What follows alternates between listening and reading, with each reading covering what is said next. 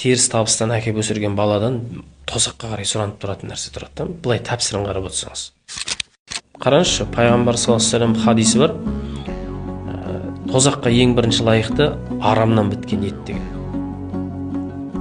Қараңызшы, арамнан біткен ет тозаққа ең бірінші лайықты өзін сұранып тұрады. Баланы немен қоректендірді, қалай тамақтандырды, қалай өсірдік, өйткені жеген ішкеннің бәрі ет болып бітіп отыр ғой. Сол ет ертең тозаққа сұранып тұратын ет сол да. Сол үшін мысалы кейде табысты, қызметті, тағы да басқа, ол әкім болсын, ол прокурор, ол сот болсын, ол басқа да мансапты жердің адам болсын, солардың балдарының бойларынан теріс қылықтар көбірек байқалып жатады да. Теріс табыстан әкеп өсірген баладан тозаққа қарай сұранып тұратын нәрсе тұрады да. Былай тәпсірін қарап отырсаңыз.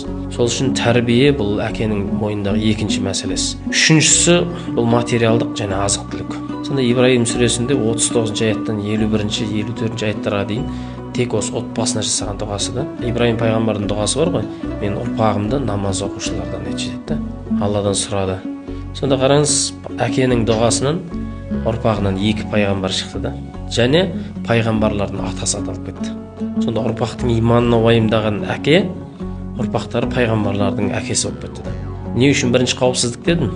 Себебі бұл бәрібір әлі бала жоқ кезде әке қамту керек нәрсе да. Ал маңыздысы бұл имани ахуал.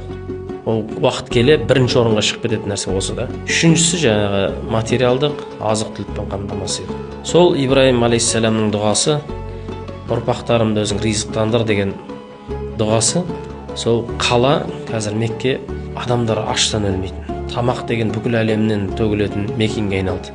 Оның ұрпағы Исмаилдің алейхиссалам бала кезінде өкшесінен тиген су әлем соны таласып ішетін ризыққа айналды да. Сонда әкенің дұғасынан сол зәмзәм суы шөлдегенге сусын, қарны ашқанға тамақ, ауруға шипа қылып, осындай бір 3 форматта азық қылып қойды. Сонда әке оны да уайымдады, бірақ ол реті бойынша 3-ші нәрсе келеді да.